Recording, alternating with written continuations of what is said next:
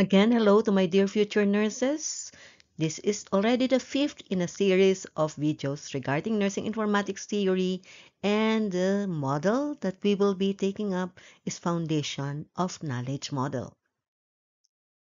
The Foundation of Knowledge Model, developed by D. McGonigal and Kathleen Mastrian in 2007, proposes that humans are organic information systems. So that means para lang tayong computer. Kaya lang, ang kaibahan natin ay organic tayo kasi tayo nga ay alive. Ang computer ay hindi naman alive. Inorganic yan.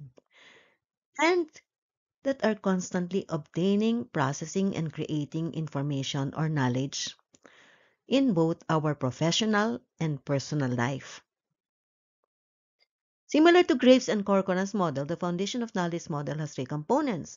Again, yung data, information, and knowledge. At pareho lang ang kanilang definition ng data, information, and knowledge as to what the definition is of Graves and Corcoran. Review lang. Data are raw facts that are isolated and meaningless and therefore useless. Kasi nga, hindi mo na-i-interpret. So, hindi mo alam ang ibig sabihin. Information naman ay data that has been organized and interpreted, kaya meron ng meaning, tapos may gamit na. And knowledge, ito yung highest. Information is analyzed and interpreted to form conclusions. So far, the same lang as Corcoran's and Graves. Now, let's see the functions of the nurse related to knowledge. First is knowledge acquisition. Ga-acquire ka, so obtaining new information and understanding. Next is knowledge processing, which is turning information into knowledge. Diba? Nag-a-analyze ka further at nag-draw ka ng conclusion. Kaya nagiging knowledge na. Knowledge generation, dahil nag-draw ka ng conclusion, nagka-create ka ngayon ng bagong knowledge. And finally, knowledge dissemination, which is sharing knowledge with others. Ang nurses, just like many people, are knowledge workers. Tatlong klase ang knowledge workers. First is knowledge consumers. These are mainly users of knowledge who do not have the expertise to provide the knowledge they need for themselves. So, umaasa lang sila sa iba. Kung ano ang knowledge na na-generate ng iba, ginagamit nila. Pero hindi sila nag-generate ng sarili nila.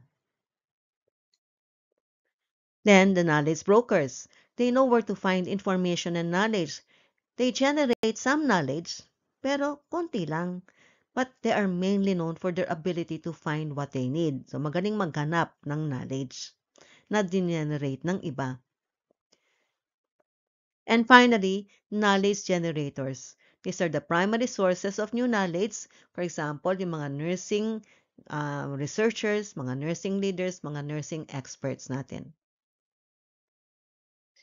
McGonigal and Mastian encourage us to reflect on the following. First is knowledge is power. O, diba? Totoo naman. Pag meron kang alam, nagiging powerful ka. Kaya, sinasabi nga, iba na ang may alam. Kaya, kailangan alamin natin kung ano ang dapat na alamin. Hindi tayo dapat maging ignorant. Another reflection is that nurses are knowledge workers. Kung ikaw man ay consumer, or ikaw ay broker, or ikaw ay generator of new knowledge, ikaw pa rin ay knowledge workers. And in relation to these different functions, commonly, hindi tayo naka-base lang sa isang function. Rather, tayo ay palipat-lipat depende dun sa situation at depende dun sa need. At depende rin kung ano ang ating maiko-contribute sa situation in relation to knowledge. O hindi ka nakastuck na palagi ka na lang consumer. Paminsan-minsan ay pwedeng maging broker ka o maging generator ka.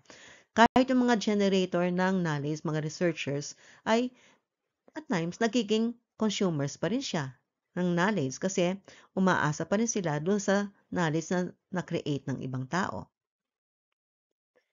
Nursing science is dependent on knowledge generation. Imaginein mo kung after nung panahon ni Florence Nightingale ay wala nang na-generate na bagong knowledge. So, nandoon pa rin tayo, nakastuck pa rin tayo dun sa mga nung unang panahon. And considering na ang bilis-bilis na nagbabago ng situation, kailangan nakaka-keep up ang nursing science by generating new knowledge which are appropriate to the changes that are going on at present in our society and in our environment. Nursing informatics should facilitate all aspects of nursing. Kahit na anong function ng nursing, kahit na anong area ng nursing, dapat nandoon ang nursing informatics. So for example, hindi lang sa nursing practice ang nursing informatics, pwede rin sa nursing administration, nursing education, nursing research. Lahat yan ay pwedeng ma-involve ang nursing informatics at dapat talaga na ma-involve. Knowledge must be dynamically generated, disseminated, and assimilated. Pag sinabi nating dynamic, never stopping. Hindi tumitigil na nag-generate ng bagong knowledge, nagdi-disseminate ng na-generate na knowledge, at nag-assimilate ng o nag-a-absorb ng mga na-acquire ng knowledge. Kasi pag tumigil ka, then, ibig sabihin, hindi na ikaw updated, di ba? Kaya kailangan ay tuloy-tuloy yan. Habang tayo ay nag-generate, nagdi-disseminate at nag-assimilate ng knowledge, may mga bagong questions na naman na kailangan nating sagutin. At dahil dito, mag-generate na naman tayo ng bagong knowledge, which in turn we will disseminate and others are going to assimilate. So, never stopping itong processes na to. So that's it. Isa na lang kailangan niyong gawin. Kung hindi pa kayo nakasubscribe, please click the subscribe button. Thank you.